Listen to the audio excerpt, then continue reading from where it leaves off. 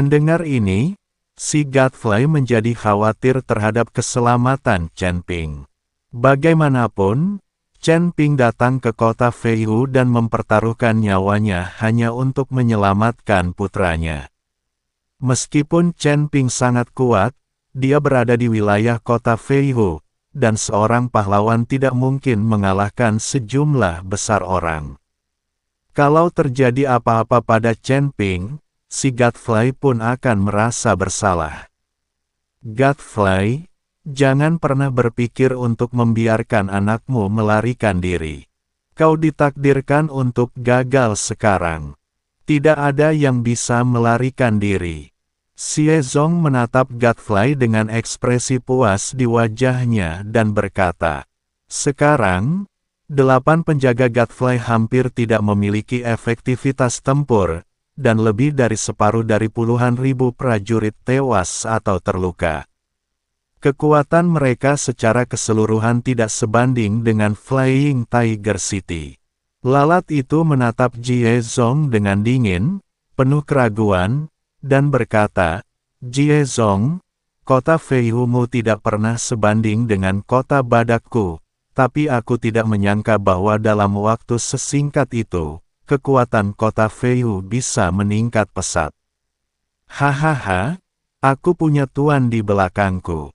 Mulai sekarang, kota harimau terbang milikku tidak akan lagi diganggu oleh kota badak milikmu, dan aku akan menjadi penguasa seluruh suku binatang." Xie Zong tertawa terbahak-bahak. "Tuan kota Niu, kota Feihu ini mendapat dukungan dari kuil di belakangnya, dan kota Feihu menyerang benua Changsuan dan memperoleh banyak sumber daya dan upaya, sehingga kekuatannya meningkat begitu cepat." Bai Yi mengikuti Godfrey dan menjelaskan. Ketika Godfrey mendengar ini, dia tidak bisa menahan diri untuk tidak mengerutkan kening. "Xie Zong, kamu juga seorang penguasa kota yang terkenal di suku binatang, tetapi aku tidak menyangka bahwa kamu dikendalikan oleh ras manusia. Apakah kamu masih punya rasa malu? Omong kosong. Semua orang di kuil itu dewa, bukan manusia. Bagaimana mungkin aku bisa dikendalikan oleh manusia biasa? Benua Changsuan adalah benua terbesar umat manusia, namun aku telah menjarah sejumlah besar sumber daya dan budaknya. Mulai sekarang, aku bukan hanya akan menjadi manusia binatang, aku akan menjadi penguasa seluruh alam surgawi." Xie Zong menjadi semakin bersemangat saat dia berbicara, seolah-olah dia akan segera mewujudkan mimpinya. "Berani sekali kau," lalat itu meludah dengan ganas. "Karena kamu tidak terima, ayo bertarung lagi." Xie Zong berteriak keras, kemudian prajurit berpakaian hitam di bawah komandonya langsung melompat dan menyerbu langsung ke arah Godfrey dan anak buahnya. Lawan, melihat ini, si Godfrey hanya bisa berteriak. Sekarang mereka tidak punya pilihan selain bertarung sampai mati. Dia salah perhitungan. Dia tidak menyangka kekuatan kota Feihu akan tumbuh begitu pesat, dan dia menderita kerugian besar. Namun, saat si lalat Godfrey baru saja menyelesaikan perkataannya, tiba-tiba kehampaan bergetar, lalu 2 cahaya pedang menyambar dengan kecepatan tinggi. Seperti meteor, ia muncul dalam sekejap dari jarak 100 kaki. Kepala kedua prajurit berpakaian hitam itu melayang tinggi ke udara dan kemudian jatuh dengan keras ke tanah. Sikat. Pada saat yang sama, 2 cahaya pedang lagi muncul, dan kepala 2 prajurit berpakaian hitam lainnya terjatuh. Melihat pemandangan ini, Xie Zong sedikit tercengang. Dia tidak mengerti siapa yang bisa memiliki cara seperti itu. Tetapi dia berencana untuk menghentikannya. Jika ini terus berlanjut, semua prajurit elitnya kemungkinan besar akan terbunuh.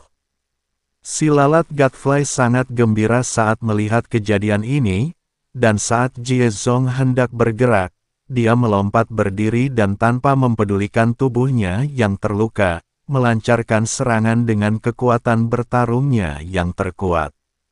Ledakan. Disertai ledakan, Xie Zong dan Godfrey mundur pada saat yang sama.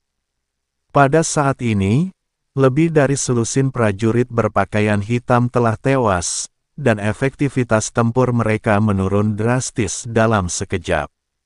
Dan mereka bahkan tidak melihat siapa yang melakukannya sebelum semua orang meninggal.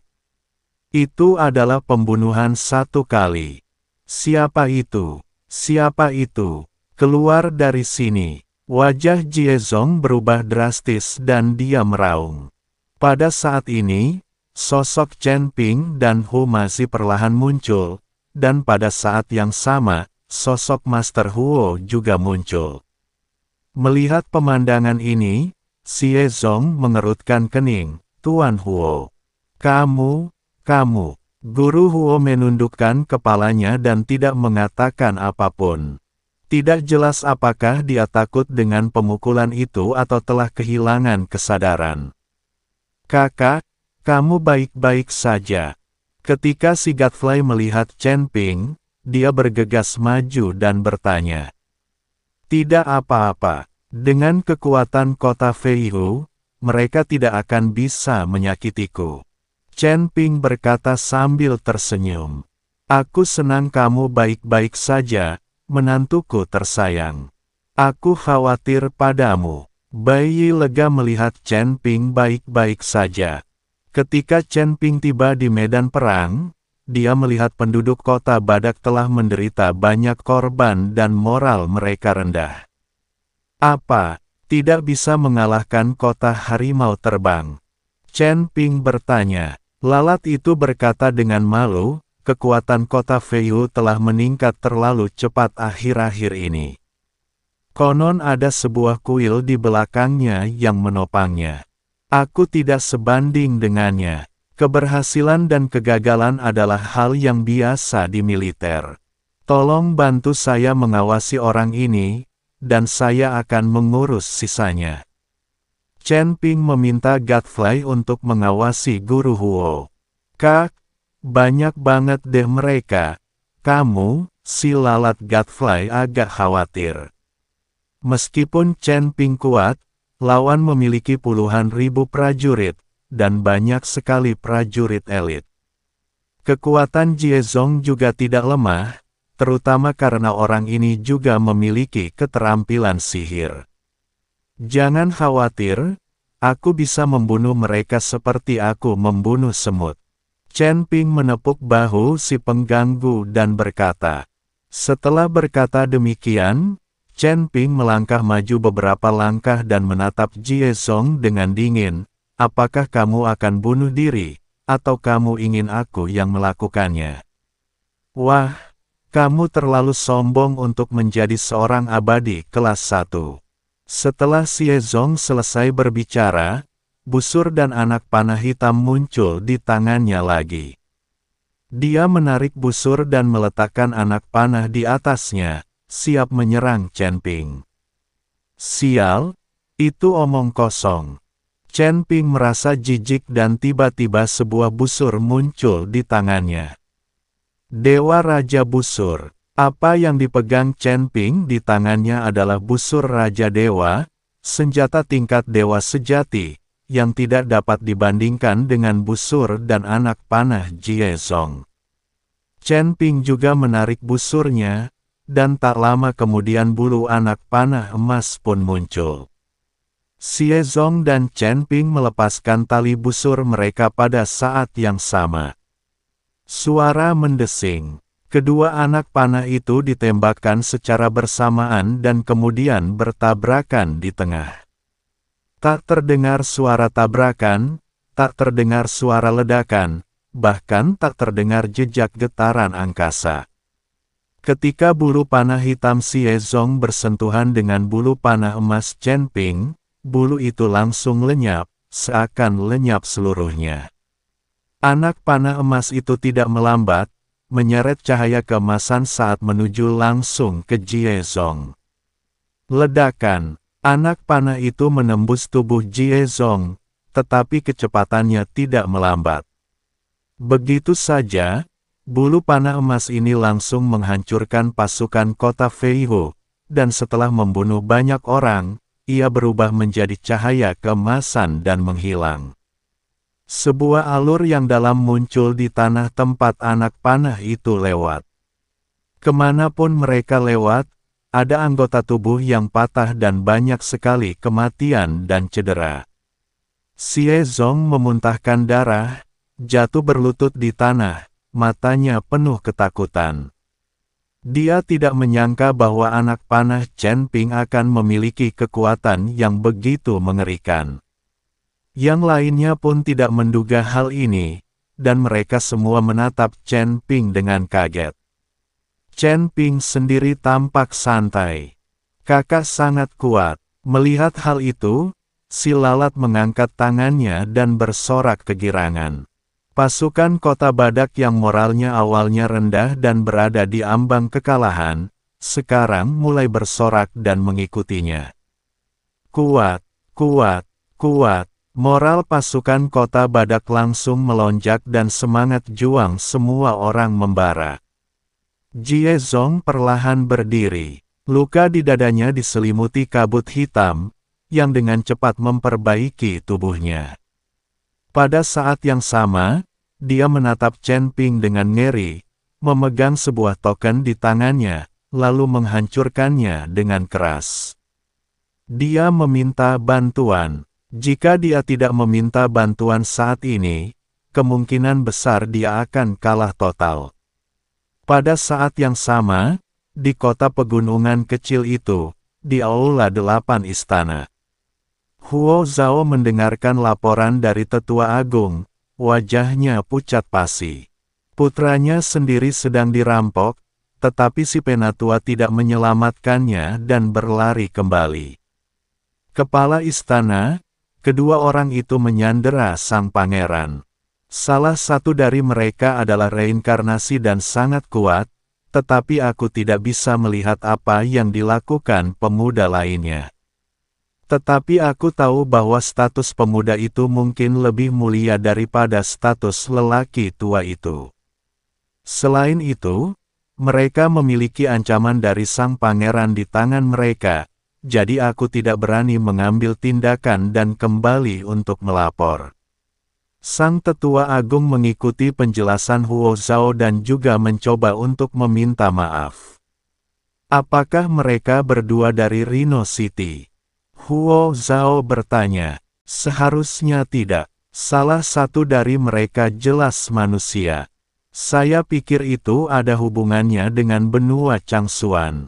Bagaimanapun, kota Feihu baru saja menjarah sumber daya benua Changsuan beberapa waktu lalu dan menangkap banyak budak.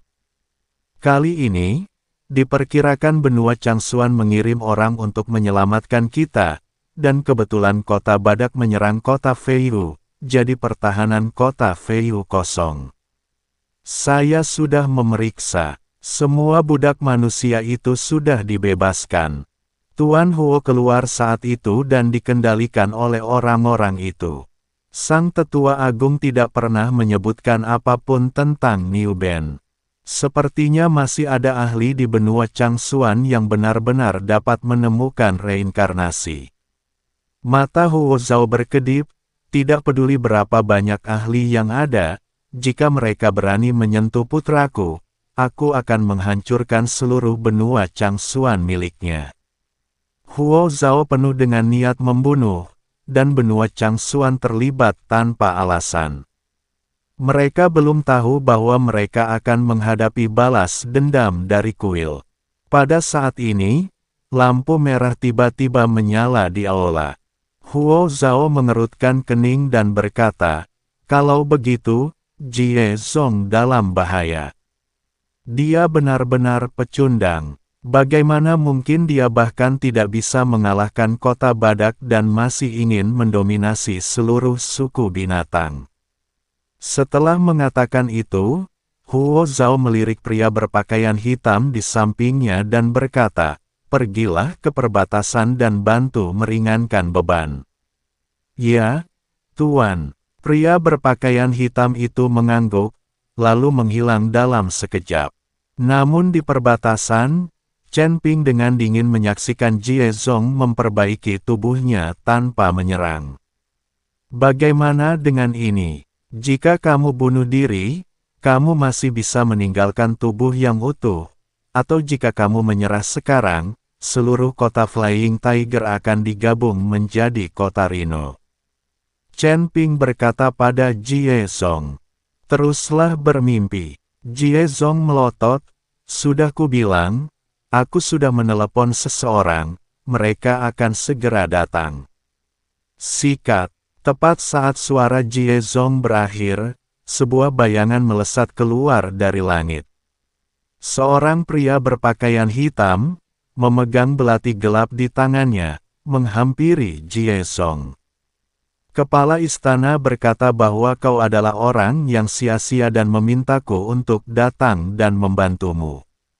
"Membunuh siapa?" Pria berpakaian hitam itu berkata dengan dingin kepada Jie Zong. Walaupun Xie Chong sangat tidak senang mendengar ini, dia tidak punya pilihan selain menanggungnya karena dia tinggal di bawah atap orang lain. "Bunuh dia." Jie Zong menunjuk ke arah Chen Ping.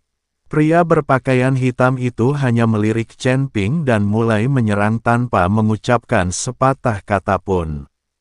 Wajah Chen Ping penuh dengan penghinaan dan dia hendak mengambil tindakan, tetapi dihalangi oleh Hu Maxi.